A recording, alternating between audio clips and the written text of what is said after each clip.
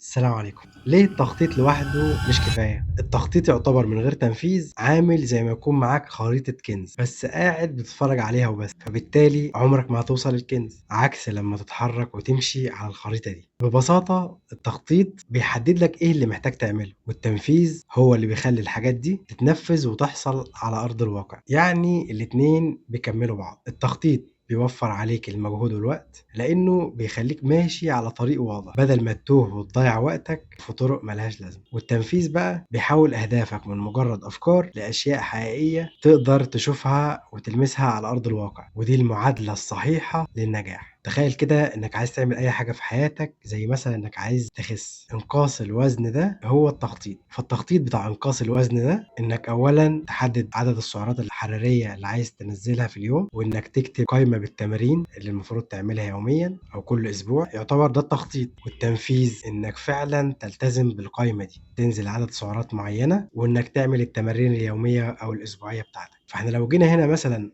لو خدنا الجزء الاولاني اللي هو التخطيط، لو خططت بس من غير ما تعمل اي مجهود فبالتالي اكيد مش هتخس ولا جرام. فالتخطيط لازم يكون يتبعه التنفيذ عشان نوصل للهدف المنشود. الخلاصة ان الخطة من غير تنفيذ بتخلينا دايما واقفين مكاننا، والتنفيذ برضو لوحده من غير خطة بيخليك للأسف ماشي في طريق عشوائي ومش عارف اخره ايه. فعلشان تنجح لازم نعمل الحاجتين مع بعض، نخطط كويس وبعد كده نبدأ في التنفيذ خطوة بخطوة. وقتها بجد هتشوف أحلامك بتتحول لحقيقة من غير ما تحس، لأنك حاطط خطة وماشي في تنفيذها. أتمنى إنك تحط خطط واضحة لحياتك اللي بتتمناها في المستقبل، وتبدأ تنفذ فيها خطوة بخطوة، علشان بعد مدة تلاقي نفسك الشخص اللي كنت بتتمناه في خيالك. أولا أحب أشكرك إنك وصلت لغاية هنا، وأتمنى أكون أفدتك بالفيديو ده. متنساش تعمل لايك واشتراك للقناة عشان ده مهم جدا، والسلام عليكم.